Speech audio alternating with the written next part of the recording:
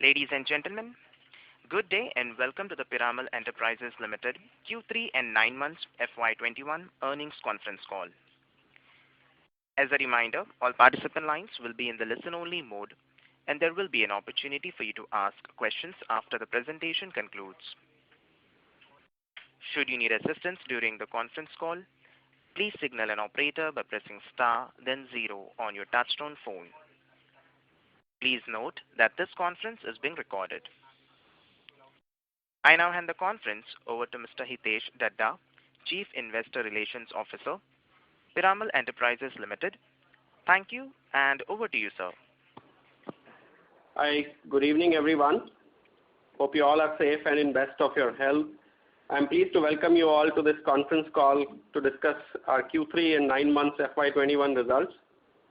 Our results materials have been uploaded on our website, and you may like to download and refer it during our discussion. The discussion today may include some forward-looking statements, and these must be viewed in conjunction with the risks that our businesses face. On the call today, we have with us our Chairman, Mr. Ajay Piramal, Nandini Piramal, Executive Director, Mr. Rajesh Ladda, Executive Director, Mr. Khushru Jijina, Managing Director, Piramal Capital and Housing Finance, Mr. Jairam Sridharan, CEO of our Retail Financing Business, and Mr. Vivek Valsaraj, CFO of the company. With that, I would like to hand it over to our Chairman and would request him to share his initial thoughts. Over to you, sir. Good day and welcome to our investor call. The third quarter was marked by a pickup in recovery across various sectors within the economy. Economic activity in India is fast approaching pre-pandemic levels, aided by government and the RBI stimulus. With the IMF now forecasting that India will be the fastest growing economy during the next fiscal. This growth momentum has been supported by the rollout of the COVID-19 vaccine. However, with vaccinations underway, the next few months remain crucial for sustained recovery. In the sectors we operate in, financial services and pharma, we continue to see good growth. Healthcare is among the champion sectors that the government would like to focus on to enhance the sector's competitiveness, thereby creating more jobs, higher contribution to GDP, and export to global markets. The sector was also one of the key areas of focus in the union budget, and the government has doubled the funds allocated to this sector. The government and RBI have played an important role in supporting the NBFC sector during this period. Schemes like the Special Purpose Vehicle to purchase short-term papers from eligible NBFCs and housing finance companies and partial credit guarantee schemes enable the sector to access the required liquidity.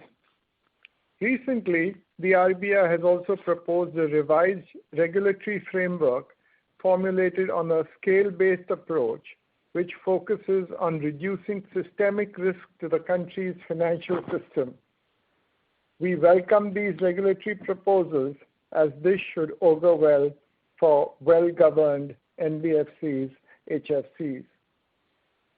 While we transition towards normalcy in the coming months, we see consolidation speeding across sectors as recovery will be highly asymmetric across companies. Given this macroeconomic backdrop, let me briefly touch upon the quarter performance before I talk about the company's strategic roadmap. The performance for the last quarter as well as for 9 months has been that we have continued to deliver a resilient performance in both these periods. Revenues have been largely stable at 3,169 crores for the third quarter and 9,408 crores for the 9 months, in line with our stated strategy over the last few quarters towards changing our financial services business model from a real estate wholesale-led NBFC to a well-diversified NBFC. Net profit grew by 10% to 799 crores in the third quarter and by 12% to 1,923 crores in the 9 months. On a quarter-on-quarter basis, the third quarter of FY21 net profit has grown by 27% over the second quarter's net profit.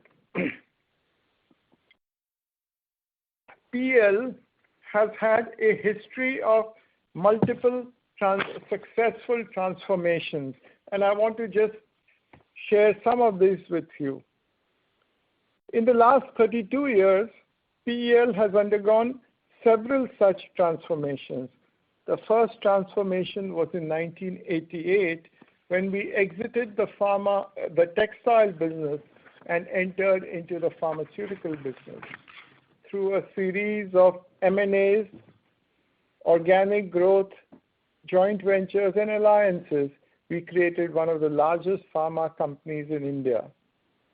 The second transformation took place in 2010 when we sold our domestic formulations business to Abbott for $3.8 billion, which was a multiple of 9 times sales and 30 times EBITDA, which was the highest value for any generic pharma deal globally till now.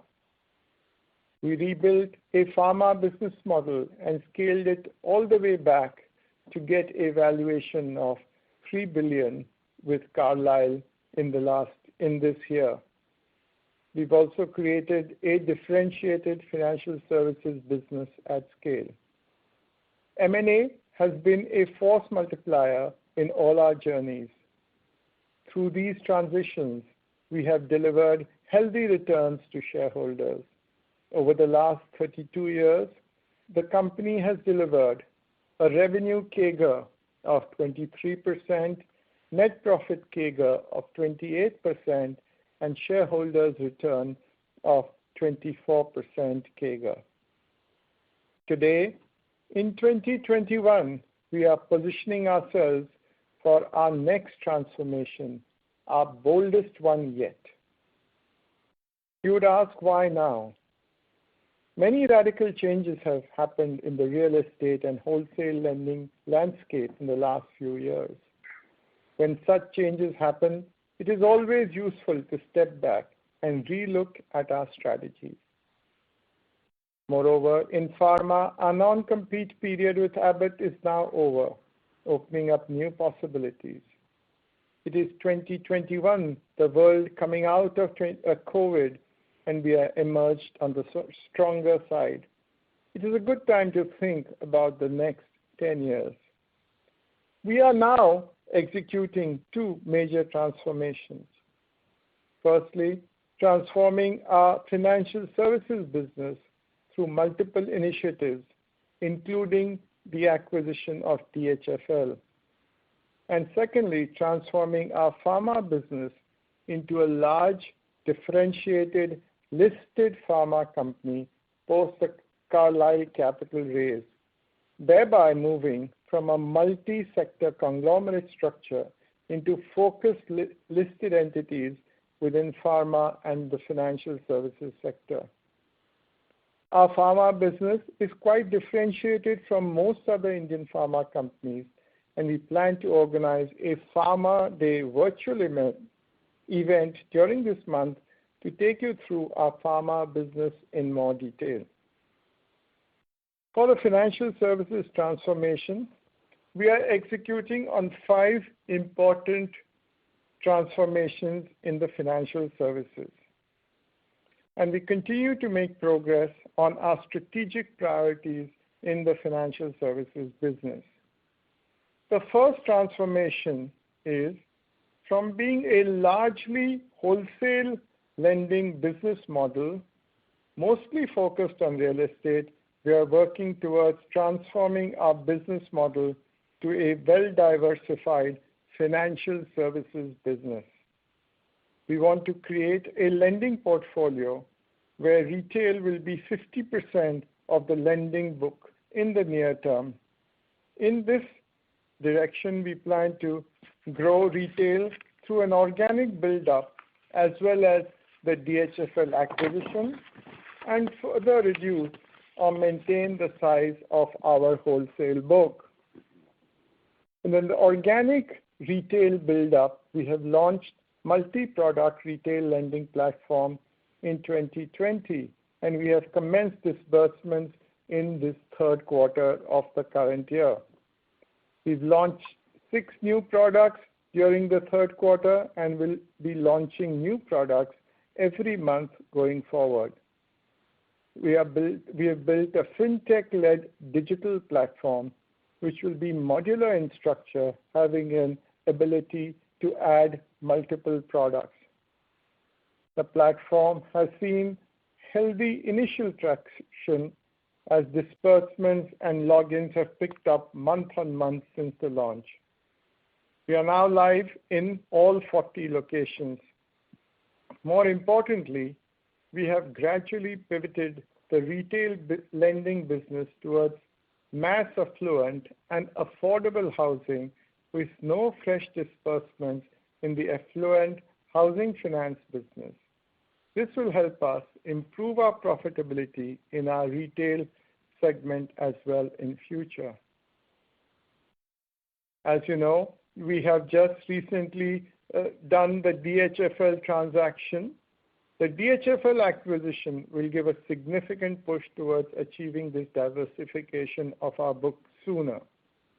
DHFL's retail loan portfolio will also help in jump-starting our organic retail business, as it will lead to expansion in presence of the business with additional branches and customer reach. The Committee of Creditors voting ended in January 2021, and the COC declared the plan submitted by us as a successful resolution plan. It gives us great satisfaction that we received 94% of the votes, reflecting our group's credibility and our balance sheet strength. In order to meet our diversification targets, we are looking at our wholesale book and reducing it consciously or maintaining it at a similar size. The second transformation is to move from concentrated exposures to granular exposures in the existing lending book. Our top 10 exposures have reduced 27% since March 2019, from 18,400 crores to 13,400 crores. Only one account at 15% of net worth, with only 3 accounts greater than 7% of net worth. The retail businesses that we are building under our multi-product platform also will have much granular ticket sizes as compared to the affluent retail business that we have been doing. We also now, our third transformation in the financial services is to move from a high leverage ratio to a high capital adequacy ratio. Capital inflows have been 18,000 crores since to April 19 through various capital market transactions. The total equity of PEL stands at 35,467 crores, which is an increase of 30% since March 2019. These steps have significantly strengthened our balance sheet. Our net debt to equity is now below 0.9 versus 2x in September 2018. We've done significant deleveraging with a net debt reduction of 24,000 crores from 55,000 crores in March 2019 to 31,000 crores. The financial services business is more than adequately capitalized. Our capital adequacy ratio is at 31% as of December 2020 versus 22% in December 2018. Our net debt for the financial services business is 1.9 times, amongst the lowest across sizable NBFCs, HFCs in India. Given the strong capital adequacy ratio, we believe there is significant opportunity to improve utilization of the equity capital available to the business, and we do not expect that our financial services business would be in need of any further equity capital raise, as the business has adequate growth capital for the next 3 to 5 years. Our next transformation is moving from short-term liabilities to stable long-term borrowings. Apart from reducing the overall leverage, we have significantly shifted our borrowing mix towards long-term. 12,800 crores of long-term debt has been raised in the last 9 months despite COVID crisis.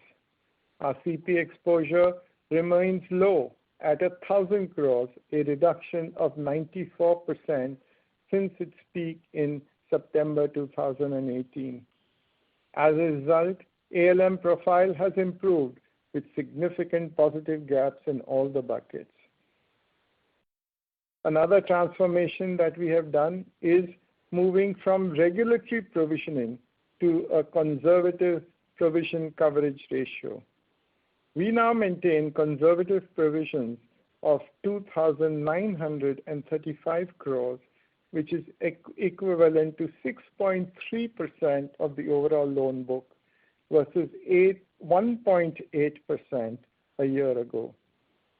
Our total provision as a percentage of the gross NPA is at 172% versus 100% a year ago. Our provision against stage 1 and 2 loans has increased to rupees 2,000 crores in December 20 from 700 crores in December 2019. As a result, non-NPA assets have a provisioning of 4.5% as of December 2020. With total provisions as a percentage of loan book stand at 6.3%, the provisioning against wholesale loans is higher at 6.8%. I would now like to give comments on the asset quality. The real estate sector has shown a healthy revival over the last few months and has started performing better since the last quarter. In fact, residential real estate sales have now surpassed pre-COVID levels in most of the large markets. As per industry estimates, sector-wise sales across major cities in October to December 20 were 23% higher than in the January to March quarter of 2020. We have observed a similar development in our developers' performance. During the third quarter of the current year, sales of our developer clients increased 92% over the previous year. Their collections from home buyers were 49% higher than the previous year, same period, and construction activity is at 100% of the projects. However, it is important to note that government incentives, especially the stamp duty reduction in Maharashtra, played an important role in providing a boost to the real estate sector. The uptick in the real estate sector should ensure that our asset quality remains intact, if not improve in the future. I'll talk now about our one-time restructuring. In the third quarter, we invoked one-time restructuring for loans worth 1,741 crores, accounting for 3.8% of the loan book. This was much lower than what we expected earlier. Within the wholesale portfolio, the pickup in the real estate market also gets reflected in the fact that there was only one real estate exposure which is getting restructured. The other three deals were from sectors such as hospitality, autocoms, and infra sectors that got more impacted by COVID. Within the retail portfolio, the share of loans restructured was even lower at 1%. The GNPA ratio stood at 3.7% as of December 2020. The quarter-on-quarter increase in our gross NPA is largely due to slippage of one account from stage 2 to stage 3 and the lower base effect because of the reduction in the loan book size. While the pro forma GNPA ratio, that is without considering the Honorable Supreme Court's dispensation on NPA classification, is 3.7%, the GNPA with dispensation would have been 2.7%. Also, there was no major change in the net NPA ratio, which was 1.8% as of December 20. As I mentioned, we continue to maintain conservative provisions of 2,935 crores, which is equivalent to 6.3% of overall loan book. And we believe that these provisions are more than adequate to meet any future contingencies that may arise due to the impact of COVID. I now want to talk about the transformation in the pharma business. Post the sale of the domestic formulations business to Abbott, we've rationalized our pharma business portfolio and are focused on three core pharma verticals with a long runway to grow: contract manufacturing, critical care, and the India consumer products. The company has delivered consistently strong performance. Pharma revenue has grown 3.5 times at a CAGR of 15%, from 1,537 crores in FY11 to 5,400 crores in FY20. EBITDA has gone up 13 times at a CAGR of 33%, from 110 crores in FY11 to 1,436 crores in FY20. EBITDA margins have also improved significantly from 7% in FY11 to 26% in FY20. During the quarter, the CDMO and India consumer products delivered strong performance, growing at 16 and 14% respectively. The complex hospital generics business was impacted by volatility in the demand of products used in surgeries globally, and we expect to normalize in the next quarters. EBITDA of 296 crores for the quarter at an EBITDA margin of 22% was marginally impacted due to the volatility in the complex hospital generics business.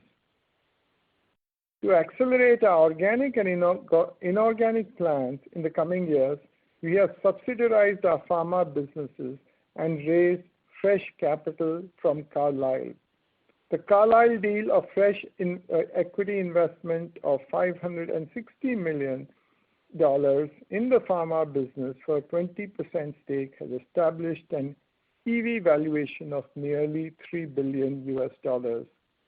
During the quarter, we have received 3,523 crores on closure of the 20% strategic growth investment by the Carlyle Group during the quarter.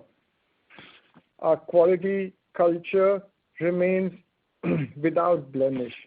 We've cleared 36 US FDA inspections, 177 other regulatory, and 1,167 customer audits since FY11 without a single day of product stoppage due to these regulatory inspections. And we continued on this strong quality record with 17 successful regulatory inspections during the year.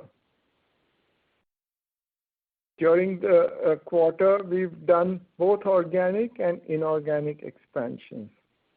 In the CDMO space, we continue to see a healthy development order book despite COVID challenges.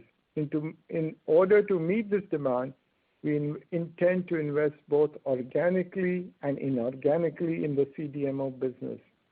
We announced an investment of $32 million in our Riverview facility for additional capacity in potent and non-potent API development and manufacturing. In June, we had acquired a solid oral dosage facility in Sellersville, Pennsylvania. In the complex hospital generic space, we've announced the acquisition of our 49% remaining stake in Convergence Chemicals. In the consumer products business, we launched 15 new products and 35 plus SKUs during the year, highest ever new launches with most products being successful. With the non-expiry of Abbott, we see that as an opportunity to get back into the segment. I now want to comment a little bit on the structure of the company. In the last few years, we have taken several steps in our journey towards the simplification of the corporate structure of the company, taking into account the feedback that we've received from many investors. During the last 1 year, we've strengthened both the businesses, pharma and financial services, with multiple capital raise initiatives to enable them to stand independently in the future. We simplified the structure with the sale of DRG.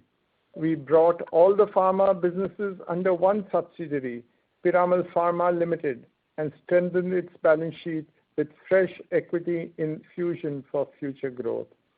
Piramal Pharma also has a separate board with its own executive and independent directors now. With the acquisition of DHFL, our financial services business will be more resilient and future-ready as a separate entity. With all these initiatives, we have already become simpler and stronger and continue to make progress towards our stated objective of demerging the financial services and pharma businesses. In conclusion, I would say that we've now simplified our corporate structure with focus on the two core businesses, financial services and pharmaceuticals.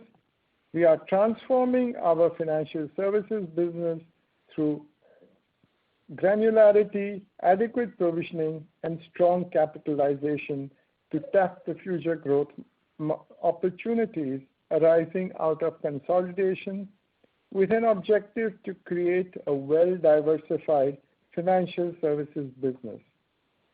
Post the capital raise, the pharma business has started investing organically and inorganically in all the three businesses.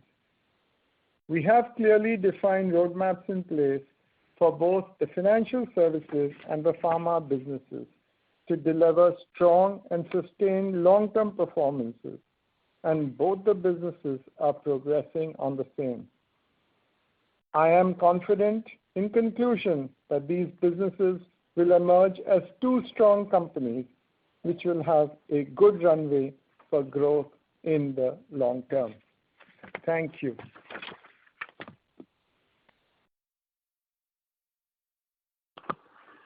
Yeah, operator, we can take questions now. Thank you very much. We will now begin the question and answer session. Anyone who wishes to ask a question may press star and 1 on their touchtone telephone. If you wish to remove yourself from the question queue, you may press star and 2. Participants are requested to use handsets while asking a question. Ladies and gentlemen, we will wait for a moment while the question queue assembles. Reminder to the participants, anyone who wishes to ask a question may press star and 1 at this time.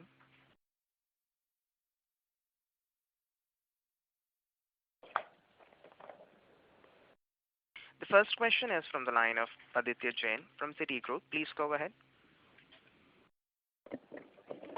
Good evening. Could you talk a little bit about the DHFL acquisition? A few details on what portion of the wholesale loans could be sold what you would like to retain? Do you see any upside potential from the wholesale loans? So they've been acquired at a sizable discount. Is there a view on how much excess value could be there?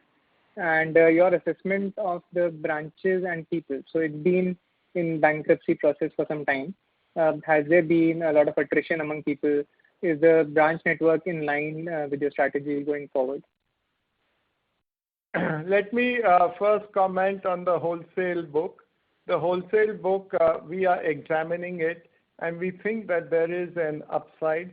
How much of the upside we are not in a position to comment upon, but we do feel that there is an upside in it. We will decide what we want to do with the wholesale book. That is a question that once we get more details, we will understand and we will share with you. As far as the branches is concerned, I'll ask Jairam to comment on it. Hi. Thank you for your question. Yes, we do think that there is a lot of potential in these branches, and our intent would be from day zero try and find a way to get a significant proportion of them getting started from a business standpoint, as well as getting ready to cross-sell other non-housing products that we have in the Piramal kitty. That's what we're going to be working towards. If you look at the branches today, of the entire branch network, our current assessment is that there are. Can I request you to maybe step out and talk, because your network is not seeming to be. We're not able to hear you well. Is this a little bit better, Hitesh? Not good enough. Okay, 1 second. Can you hear me better now? Yeah. Okay. Can you restart your response? Yes, please. Okay. So I was saying, Aditya, that our intent with the network of DHFL is going to be to work to a place where from day zero we are able to originate some businesses. We are able to cross-sell other products that we have in the Piramal kitty on top of the affordable housing business that DHFL themselves have been good at, etc. So we have started our assessments, using publicly available data. On this, our current assessment is that that a little less than half the branches are in a place where business there is the right level of staffing, etc., that the business can start. We will continue to update our thinking based on how the approval processes work and our assessment of the individual branches work. To your question on attrition, there was a meaningful level of attrition a year ago, and once DHFL went into NCLT. However, in the last few months, as it has been clear that the IBC process is succeeding and that there is a new buyer coming up, attrition levels have reduced quite substantially. So nothing new has happened on the attrition front in recent times, and we don't believe much is going to happen now till management control transitions.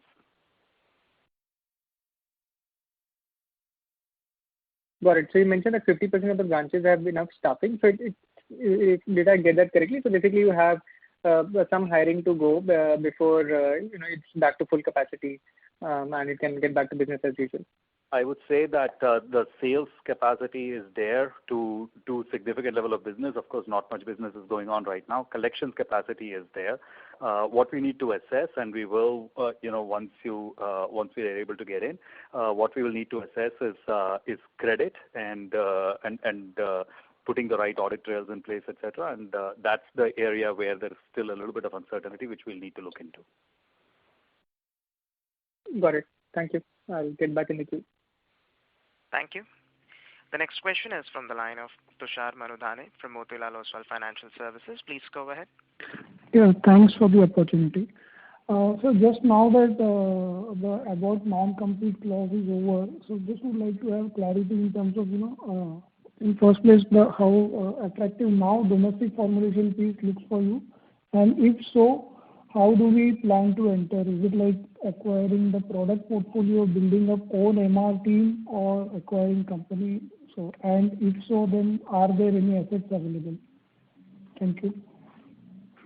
So we will look at all the different methods that you said. One is that we are expanding our portfolio through the OTC space as well, where we already have the sales and distribution network. Besides that, we are looking at both portfolios and companies. And as we have always maintained that we will only do something when we find that there is a good strategic mix on one side and that there is value that is to be created on the other. So it's a combination of those two. And as and when opportunities come, we already examine them, but till now we have not found anything which fits in with our criteria. But on the other hand, as I said, we are finding there are lots of opportunities in the CDMO space and the complex hospital generic space. We did one acquisition in the June, and we are looking at completing a few more, because today the pharma business is very well capitalized and the very low debt to equity ratio. Understood, sir. And just on this Carlyle deal, my upside component of up to $360 million, any clarity on that? So it's still there. We have to look what the numbers would be in the last quarter, and at that time we'll be able to comment on it better. And then just lastly on complex hospital generics, where there's a mention in presentation about winning significant contracts. Is it possible to quantify, and hence, and given that there was volatility over the past couple of quarters in this business, so these new contracts and stability in the existing contracts, how does it shape up in terms of the revenue revenue going forward? So revenue going forward, we are pretty confident that we should be able to maintain good growth rates in this space. We have got a few large contracts and one very large contract, yes. This has been a W-shaped recovery, if I can say, because the first quarter of the current year, the sales, especially in April, May, were slow. Then they picked up. Then again, there was a second wave of COVID in the US, in Europe, which are our largest markets, and now there's a third wave. So once these things settle down, once the vaccinations come, there is a big backlog of surgeries now in these areas, and we expect that things will come back to normal in the next financial year. Thank you. That answers my question. Thanks a lot. Thank you. The next question is from the line of Kunal Shah from ICICI Securities. Please go ahead. Yeah, again to touch upon on this Diwan deal. So when we look at it in terms of the book of Diwan, which is say 28,000 wholesale and 32 order retail.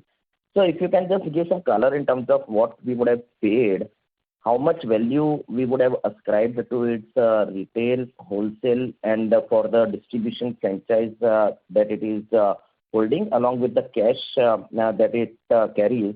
And finally, in terms of the structuring, how this is going to happen, because if again like 28 or 1,000 crores of wholesale gets added into our pool of 40 or 1,000 crores, so that will again take it much higher. Okay, so maybe how the structuring of wholesale retail within the existing financial services business is going to be.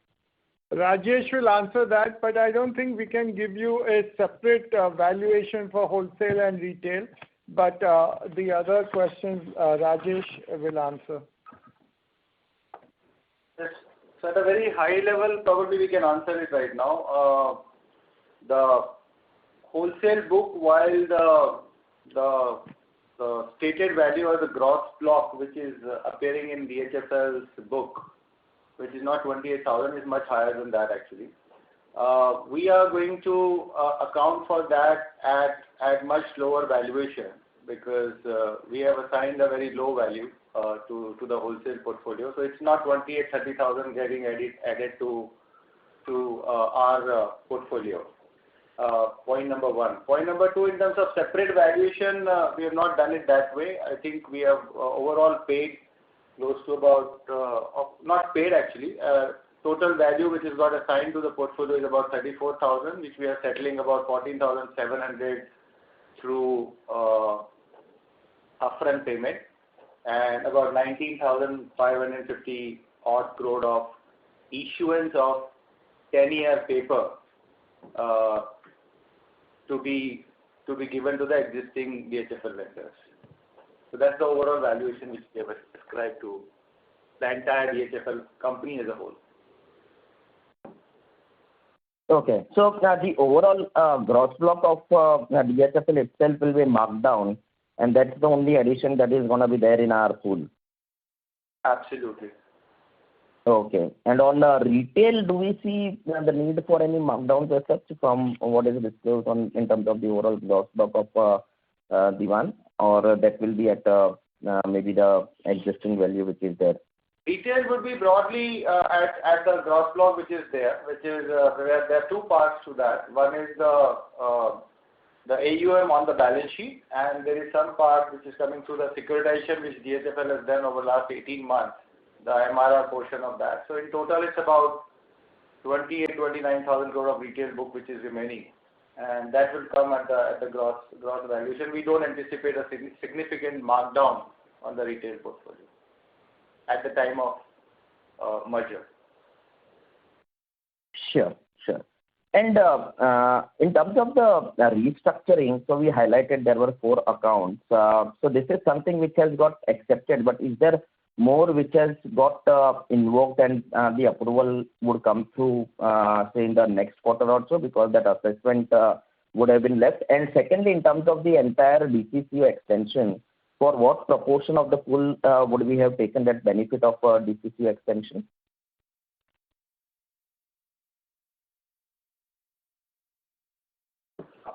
Hello? Yeah. So first let me answer, Kushu Jina here. Let me answer on the OTR. The OTR exercise is over. So to answer your question, there is no more in the fourth quarter which will be added. And as Mr. Piramal also mentioned, there is only one in the RE space, one in the infra, and one in the hospitality, and one in the auto component space.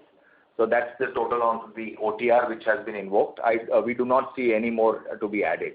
As far as the DCCO is concerned, again, that was done quite early in the day in terms of, you have to look at DCCO in terms of our entire resolution, which we had spoken long time back as soon as the COVID had broken out.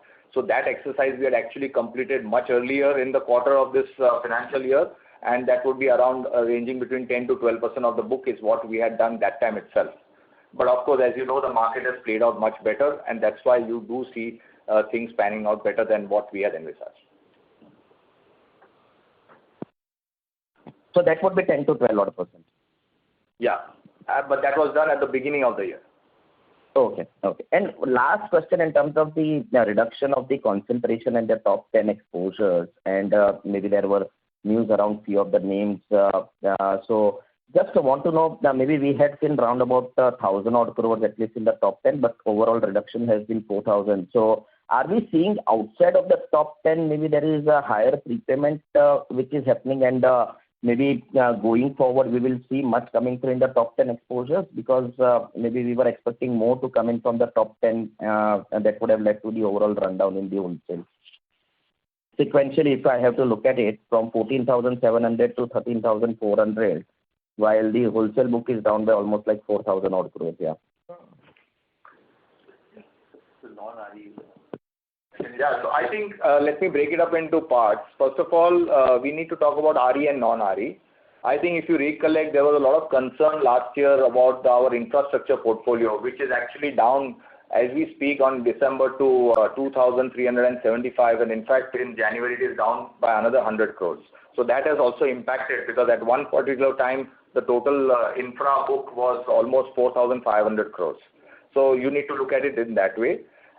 Coming back to the RE book, you're partly right, because all our exposures are coming down. It's not only the top exposures, as Mr. Piramal mentioned, that we are bringing all of them down below 7%, and a majority of them are now below are between 3 to 5%. Coming to the top 10 exposures, again, you will see a steady fall quarter on quarter. In fact, one of the developments which has recently happened is with the Lodha exposure. It has already come down from 3,200 and odd to 2,670. In fact, it was 3,300. It's come down to 2,671. But more importantly, if you recollect, every time we have been saying that one of the positives of Lodha was that the security was turning into finished goods. So thanks to the Maharashtra government 2% stamp duty, we in fact have now split our deal into two. We have moved all our finished inventory into an SPV now, which is fully ready inventory of Lodha with a 1.5 times cover. So in fact, in March, the Lodha exposure, which we expect to be around 2,500 crores, will be actually split into two. One would be an exposure to Lodha, which will be 1,000 or slightly lower, and the balance would be actually an SPV exclusively charged to us, which is fully ready inventory, which helps us to actually monetize it faster, and also it's away from the IBC risk because now it's in an SPV. So you will see this happening quarter on quarter. Okay. And same is done with Omkar as well? Yes. So again, Omkar, I think we have been saying it proactively that we have been, our exposures with Omkar have really been with counterparties where the developers have been different. When Omkar was, their real responsibility was only to clear the land. And our major exposures was one in Mahalakshmi, where Piramal Realty has already started developing, as you're aware, and in Crescent Bay, Boyewada, where L&T is doing. And that is why proactively, because of the same IBC risk, we had converted them into receivable assignment of receivables to cut off this whole IBC issue of Lodha. Of Omkar. Of Omkar. Yeah. Okay. Yeah. Thank you. Thank you. Thank you. The next question is from the line of Piran Engineer from Motilal Oswal. Please go ahead. Yeah, hi. Congrats on the quarter and on winning the bid for DHFL. I have a few questions. So firstly, if you can just tell us what is your stage 2 loan number as of December and the comparable September number? Rajesh. Stage 3. Yeah, just a minute.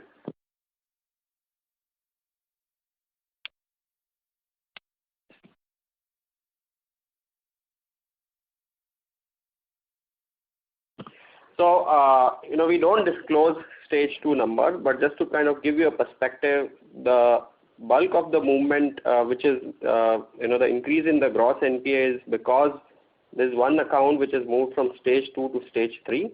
If you look at the total of stage 2 and stage 3, if the stage 2 plus stage 3 was 100 last quarter, it is 105 this quarter. So just 5% increase has happened in the total of stage 2 plus stage 3. Having said that, we don't disclose separately the stage 2 number. Oh, okay, fair enough. So my next question is, over the past 2 years, you've done a good job on de-risking the balance sheet, deleveraging, but our cost of funds still remains quite elevated.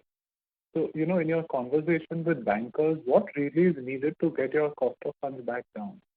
And also the reason I'm also asking this is because, your retail lending segment is at 11-12% yield.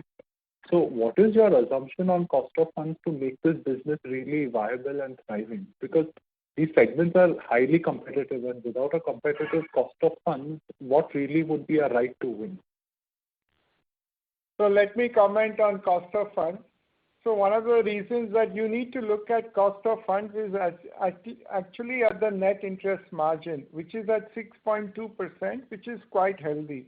The reason why our cost of funds is higher is because it was more wholesale dominated, and banks would charge on that. But going forward, I can see that the cost of funds will come down. Besides, your retail question is very important. And that's why what we've got for DHFL is 10-year money at 6.75%. So itself is bringing down the cost of funds, and you will see a marked improvement. How over a period of time, I can see that cost of funds will come down because of the diversification. The more we go into retail, it will come down. And we expect that in the near future, sometime we should also get with a more diversified granular book, a upgrade in terms of the credit rating, which will also impact the cost of funds. Okay, fair enough. And my last question is for Jairam. What is our target customer segment in the personal loans product? And the reason I'm asking is because the average ticket size of 30,000 is very similar to that in microfinance. So I'm just trying to get my sense around, what we are, who we are really trying to give a personal loan to. Right.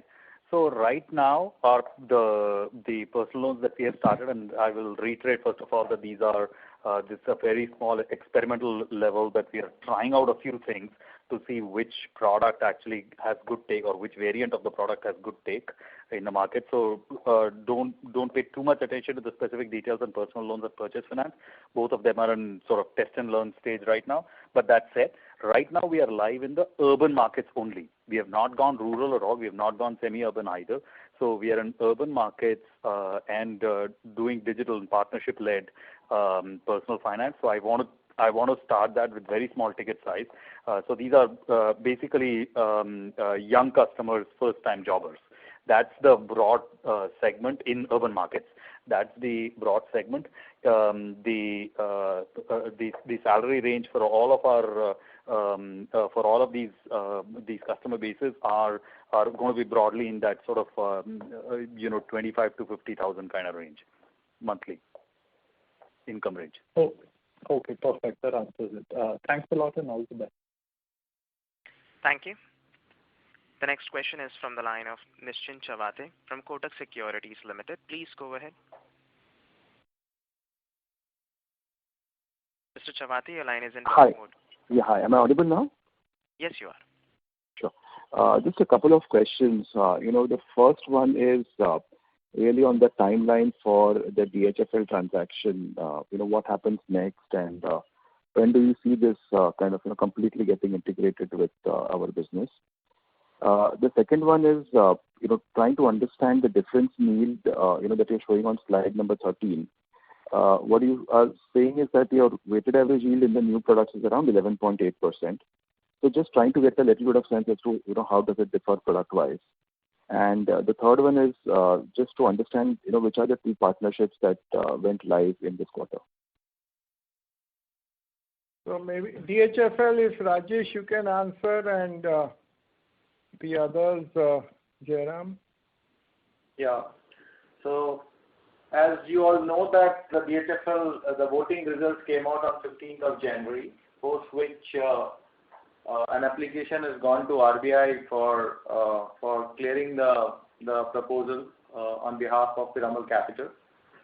We expect this approval to come in next week to 10 days time, and after that the NCLT filing will be done by the administrator of DHFL. And if there are not any significant litigations during that process, we expect that process to get over in next 2 to 3 months time, which will take us to say by April, May. And after that, it will be about 30 to 45 days process to close it. So I think in all, if I were to summarize, it will be end May, mid-June. By that time, we'll be able to, merger will get completed and we'll be able to consolidate that into our folds. Mm-hmm. Yeah, and if I may take your other questions, I think one question was on yields, and we are at the high 11s in terms of average yield of new business. You're asked where that is coming from. So we have 4 significant product lines right now. Forget the unsecured stuff, etc., which is an experimental, but it's too small, it won't move the needle. We have 4 major product lines, and our sort of lowest yield product line is mass affluent housing, which is just a shade under 11%. And then we have our loan against property business, which is just around 11.5-12% range. Then you have your affordable housing business, which is also about the 12% range, and you've got small business lending, which is closer to 13%. So those are the yield ranges that we are playing in right now. Remember that we are our core markets are small town, midtown India. So we are not competing in the major cities at all, and we are seeking customers who are not served very well by the banking system, and that allows us to extract the right yield for the type of risk that one takes on. There was one other question, though I'm forgetting. What was that? Yeah, that was basically the partnership that went live this quarter. Yeah. So the partnership we went live with right now is a fintech partnership. We went live with West Money as a partner. We have 3 more fintech partnerships lined up for Q4 and some of them are unsecured and some of them are secured products. Not ready to talk about them yet, though, but in the next 2 or 3 months, you should see a couple more of these partnerships going live. Our intent with respect to partnerships is to not build heavily concentrated partnership portfolios. We want to be well diversified so that there's no one specific big partnership risk on both sides, either for the partner or for us. Perfect. That answers my question. Thank you very much and all the best. Thank you. The next question is from the line of Abhijit Tibrewal from Reliance Securities. Please go ahead.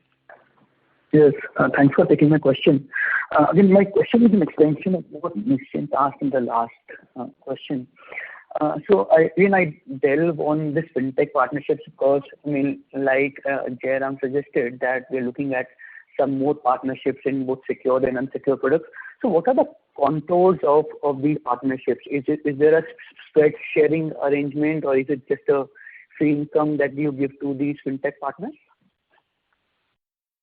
Right now, we will experiment with various business models, Abhijit. But what we are doing right now is the simplest version, which is we keep all the float economics, or most of the float economics, and there is a risk cover that or a first payment default cover that is there from the partner. Okay. And this entire servicing is being done by your fintech partners. The front ending is being done by the fintech partner, but all the back end stuff is ours. Okay. All right. Thanks. And my second question was around this one exposure that you suggested has slipped from stage 2 to stage 3. So what was the quantum of this exposure? And also, what I wanted to understand is why we have restructured 4 large exposures, one each in RE, infra, autocoms. Why is it that we let this exposure, and I think one in hospitality as well, why is it that we let this exposure slip from stage 2 to stage 3 rather than restructure it? Khushru? So while I will not be able to give you a name, it is in the auto ancillary sector, and we didn't want to restructure it because we believe that the answer to this, to get our money back, is actually to liquidate the assets now and the company or the assets of the company. So it was better to take it to stage 3 so that we can enforce our security, because rather than just giving them restructuring. So that was not working in our favor, and that's why we did that. To answer your question, the amount was around 436 crores. Hello? 436 crores, is it? Yes. Okay. And my last question is to Jairam again. So did we hear you right when you suggested that the yields that you're making in your secure business lending is about 13%? Yes, for the small business secured, yes. Okay, so which is okay, higher than what you are making in your LAP? Yes. Because these are different customer segments that you're lending. Customer segment, it's also a smaller ticket size business. It's a 14 lakh ticket size business. The other is a 35 lakh ticket size business. Right, I see that on the slide. 13, yeah. Thank you so much. All the very best. Thank you. Thank you. The next question is from the line of Vinod Jain from Wells Fargo Advisors. Please go ahead. Sir, congratulations on the good set of numbers. It's slightly delayed this time. I have 2 questions. First is that the transaction cost of transfer of pharma business of 258 crores is reflected as an exceptional item in the standalone accounts. But where is it reflected in the consolidated accounts for the quarter, and the tax deductibility of this number? Yeah, so I'll take that. In the standalone accounts, as you rightly mentioned, this is treated as an exceptional item and routed through the P&L. in the consolidated under Ind AS 102 in terms of business combinations, this is treated as a common control transaction, and therefore the total amount, including whatever are the gains, are directly taken to reserve. Okay. And my second question is, how do you see the stage 3 loans number evolving going forward? Khushru, you want to comment on that? Yeah. So, as we explained, the real estate market is sort of doing well. To an extent, it is also to do with regulatory developments that have happened on the real estate side. So, the expectation is that it should not kind of go anywhere higher from what levels we are at. Having said that, we continue to monitor all our loans well, and yes, there's a big comfort that overall real estate market, where we have 70-80% of our loan book right now, has picked up really well. So that's kind of a big comfort, and then our ability to kind of reduce our exposures, and Mr. Jijina talked about Lodha, Omkar, and some of the other exposure. That also shows the kind of diligence or the kind of transactions that we have done, where we are able to kind of reduce when we are looking forward for. So I think combining all this with the good real estate pickup, we don't expect any major change in NPAs going forward. Very well. Thank you. Thank you. The next question is from the line of Alankar Garude from Macquarie. Please go ahead. Hi, good evening, everyone. So firstly, on pharma, the margins have scaled up really well over the last decade to almost 22% currently. But then CDMO is more than 60% of our pharma sales, and some of our Indian CDMO peers operate at more than 40% margins. So just wanted to understand, is there a scope to scale up our pharma margins significantly from current levels? And if yes, what would be the key drivers?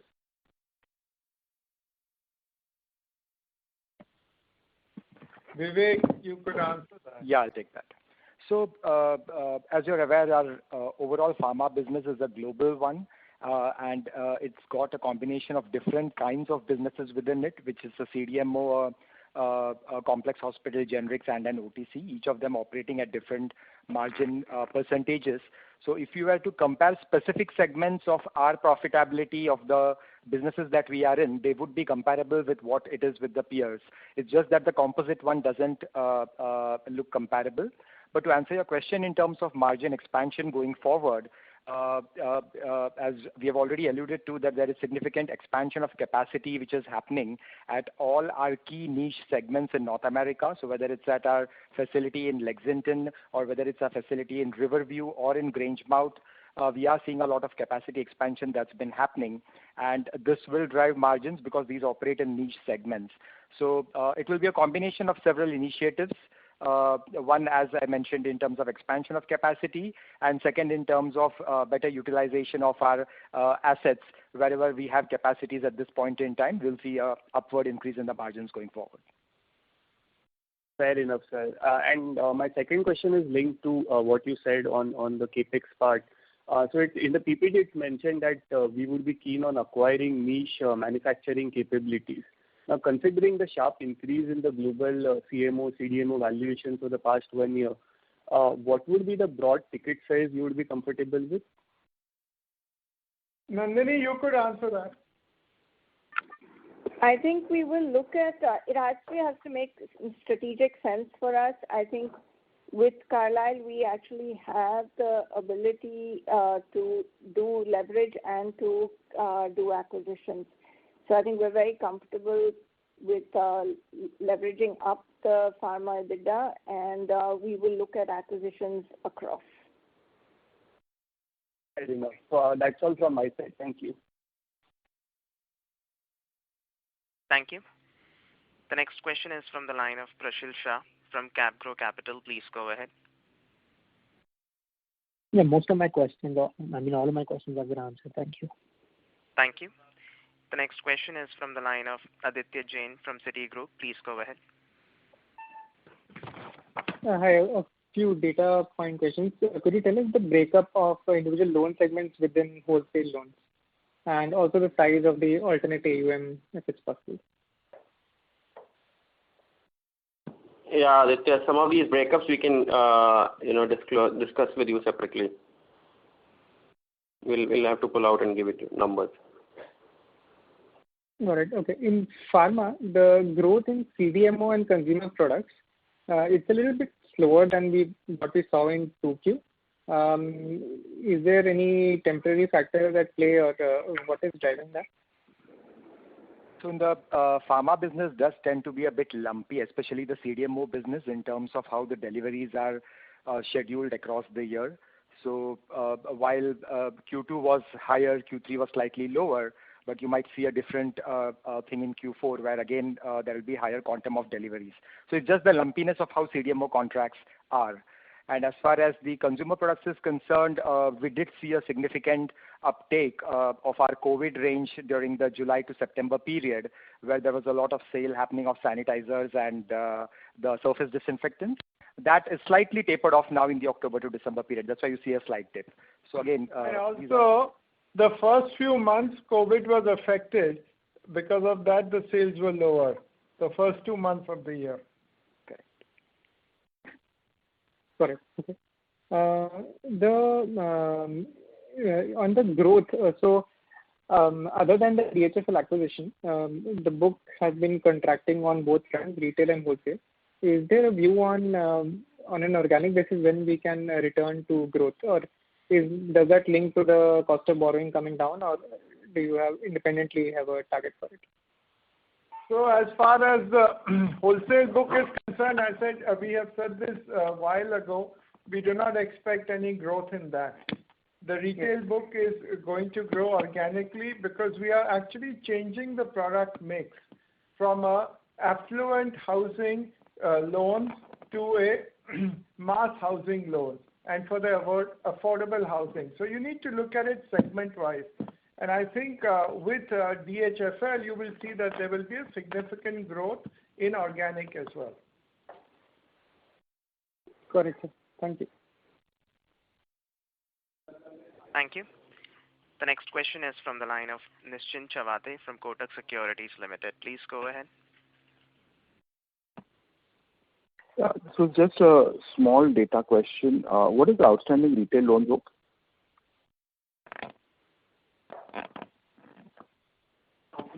So, Nischint, we have disclosed wholesale number, and there is a total loan book also that has been disclosed. Anyway, so 4,500. This is the operator, so the audio is breaking from your line. Request you to please repeat yourself.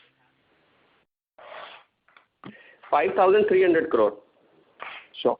And this 46,370, this does not include the EIF, right? I just wanted to double check. Yes, it doesn't include. Perfect. Okay. Thank you. Thank you. Ladies and gentlemen, due to time constraint, we will take that as a last question. I now hand the conference over to Mr. Hitesh Dhaddha for closing comments. Thanks everyone for joining on the call, and if you have more questions, feel free to reach out to us. We'll be happy to respond to you. Thank you. Thank you. Ladies and gentlemen, on behalf of Piramal Enterprises Limited, that concludes this conference. Thank you for joining us, and you may now disconnect your line.